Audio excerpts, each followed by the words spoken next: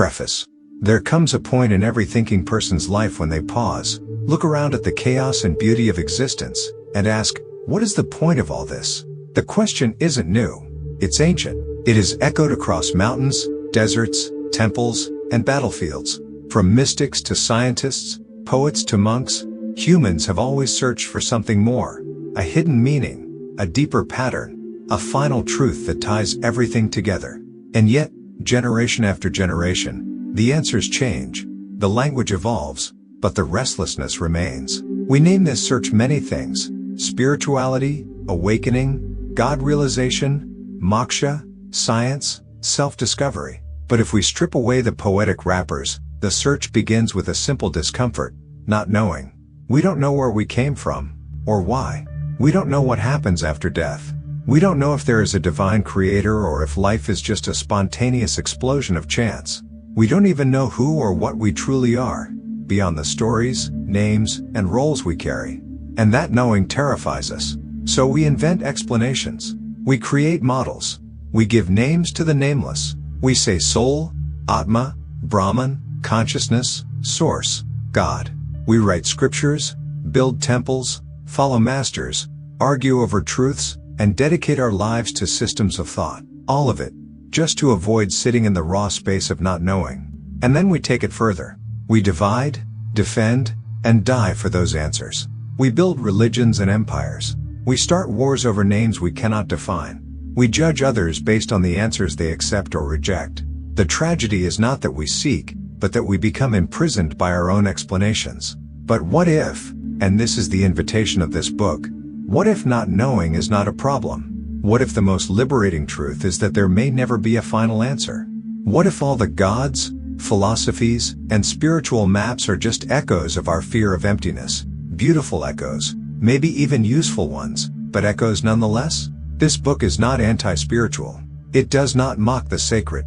In fact, it honors it, by refusing to turn it into another belief system. This book is for those who have walked the path of seeking, sincerely, patiently, with full heart, and still find themselves quietly wondering, is there something more honest than all this? Yes, there is. It is this moment, as it is, without meaning, without an answer, without need. This book is not an argument. It is an offering, a quiet invitation to consider that the peace we are chasing may already be here, unnoticed, buried under layers of mental noise. It asks nothing of you but your honesty, your willingness to see through the endless rituals, teachings, and philosophical debates and simply sit with what is.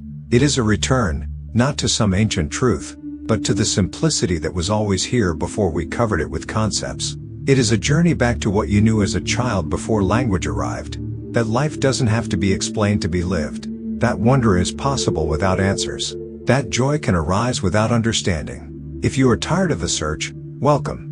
If you still want to believe in something higher, you are welcome too. And if you are ready to let go of even the need to believe, then this book might become not just a reflection, but a relief. The peace you are looking for was never hidden. It was just covered under the heavy weight of too many answers. This is not a book of conclusions. It is a book of surrender. Surrender not as defeat, but as clarity, as freedom, as a quiet resting in what is. Somewhere along the journey of human evolution, something changed. An ant walks across a leaf without questioning its place in the universe. A dog barks at strangers but never wonders who created its soul. A tree reaches toward the sun without pondering the meaning of existence. But humans, uniquely cursed or gifted, cannot seem to stop asking, why am I here? What is this life? Who created all of this? We ask why not because we are noble seekers of truth, but because we are deeply uncomfortable with not knowing. For some, this questioning becomes a lifelong pursuit: philosophy, science, religion. For others, it becomes a lifelong prison: anxiety, obsession, spiritual confusion. This book is not about answering all the whys. It is about asking a deeper one. What if there is no why at all? What if the need for an explanation is not the path to peace, but the very obstacle to it?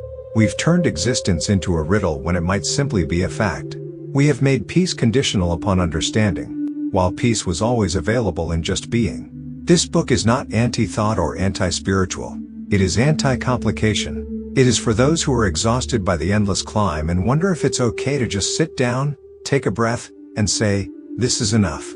And in doing so, discover the kind of peace that needs no justification. Now, let us begin the gentle process of setting those answers down, not in despair, but in peace. Chapter 1. The Problem of Too Much Intelligence. There was a time when humans lived like everything else, like trees, birds, rivers, clouds. Life flowed. It happened. No one stopped to question it. A lion did not wonder who created it. A butterfly did not fear death. A wave did not need to know the source of the ocean. But something shifted in us. We developed what we call intelligence. Not just the ability to solve problems, but to reflect on ourselves, to look inward, to ask questions no animal ever asked. Who am I? What is my purpose? What happens when I die? And just like that, peace disappeared. We became restless not because life got worse, but because we started thinking too much about it.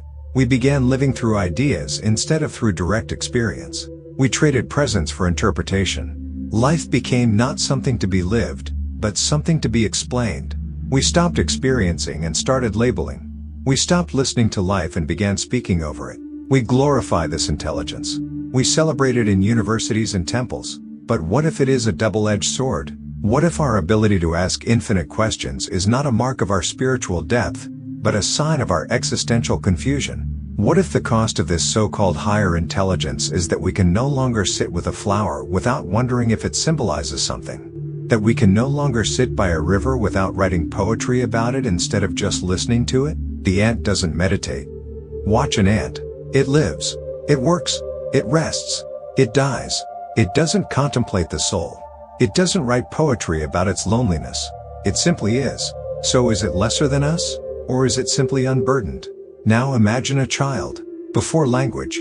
Before memory. Just eyes wide open to the world. The taste of food. The warmth of a parent's hug. The sound of the rain. Pure experience. Untainted by labels or meaning. That's what we lost. And what replaced it? Concepts. Theories. Religions. Spiritual practices.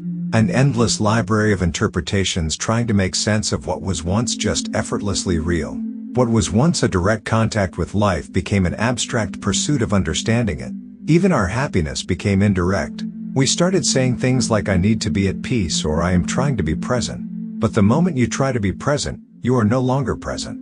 The effort itself is the distraction, the weight of meaning. We started to fear meaninglessness more than death. So we built meaning, layer after layer. We said, there must be a soul. There must be a creator. There must be a plan. Because the alternative, that this is it, felt too naked, too unprotected. We said the universe must love us. Otherwise, what's the point? We said everything must happen for a reason. Otherwise, life is random and unfair. We said death is not the end. Otherwise, our efforts are wasted. We designed belief systems like psychological safety nets, complex structures of comfort built to cushion our fall into the unknown. But in this obsession with meaning, we gave up the present moment. We began living for something beyond, always beyond. The next life, the higher self, the eternal truth.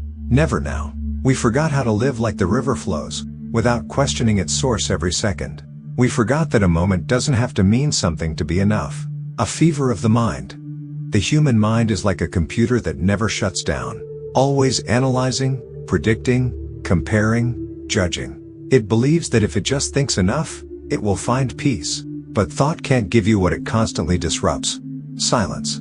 No matter how beautifully you frame your beliefs, karma, destiny, moksha, enlightenment, they are still ideas. And ideas, by nature, are not the thing. They are representations of the thing. Maps, not the terrain.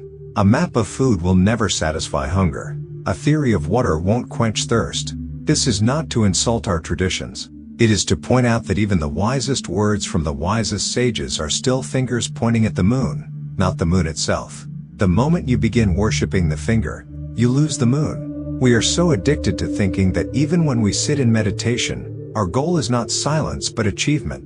We want to be more mindful, more spiritual, more awakened, as if awakening is a competition. Can intelligence be peaceful? Maybe intelligence isn't about knowing more, but about knowing when to stop. When to say, this question leads nowhere. When to sit in the discomfort of not knowing, and find that the discomfort was simply a doorway to freedom. To be intelligent, truly, might be to realize the limits of intelligence. To know when to drop the tools and simply feel the breeze. To stop treating life like a riddle and just be part of its mystery. To stop looking for the truth like it's hidden and start living like it's here. There's a form of intelligence that does not analyze, compare, or store knowledge. It simply perceives. It simply is. That intelligence has no name because it belongs to no one.